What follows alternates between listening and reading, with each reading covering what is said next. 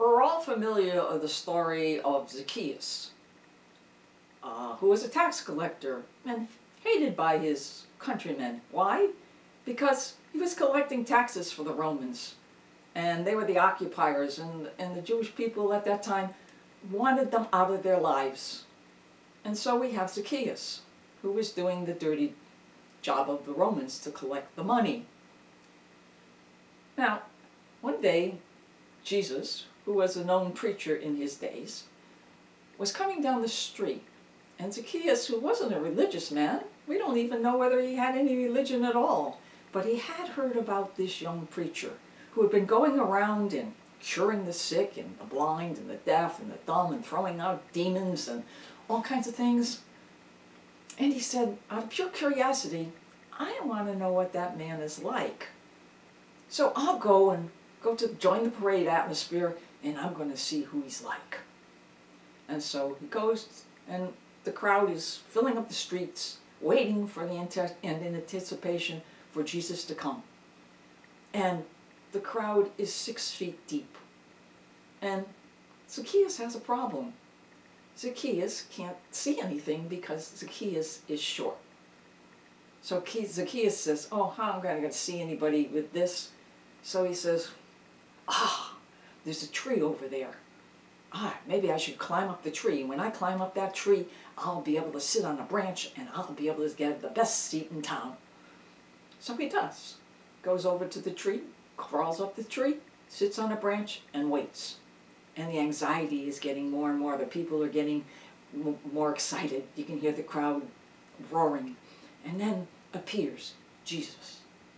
And Jesus walks down the street through the crowd, and he gets to the tree.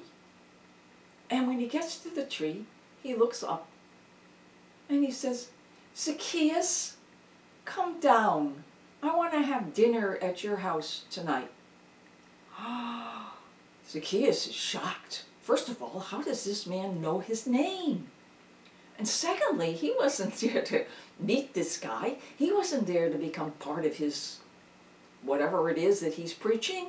He was just there because he was curious. But at that moment, something happened to Zacchaeus. Something happened in his heart. When Jesus looked him in the eye, Zacchaeus had a calling. He had a calling to come follow Jesus, to put away his old way of living and to change his life and be transformed into this something he never expected when he woke up in the morning. So he comes down from the tree and he invites Jesus to dinner. And when Jesus is there, Zacchaeus says to him, I will forgive everybody I've ever cheated, and I will give back to them 2 times, 4 times, whatever it is. Because you know something? I've been changed. Whatever happened to me when I was in that tree, you changed me. You made me something different than I was. You gave me a vision I never had before. You gave me a hope that I could become something much better than just a tax collector. That I could follow you, the Messiah, the Master, my King, my Lord.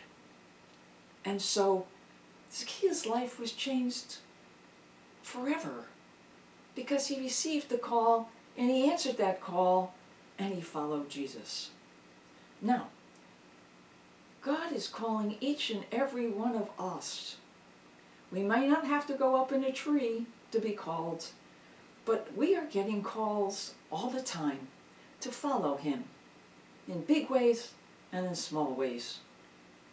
He may not call us to do wonderful, wonderful things like the great martyrs did, but he is calling us every day to do small things. And it's in the small things that we will be transformed.